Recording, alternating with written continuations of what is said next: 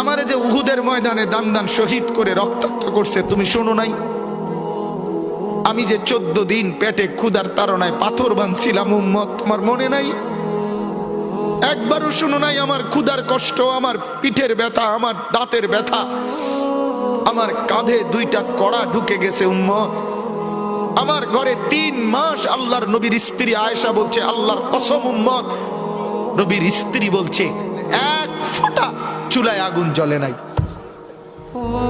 নওজোয়ান আপনারা বলেন বাপ, আজকে যাদের 1 বছর 6 মাস 2 বছর কোনদিন ফজরের নামাজ পড়েন না, দিনের পর দিন রাতের পর রাত যায়, এভাবেই 6 মাস, এভাবেই 1 বছর, এভাবেই 2 বছর, আপনি জানেনও না ফজরের ওয়াক্ত হয় কখন, ফজরের জামাত হয় কখন।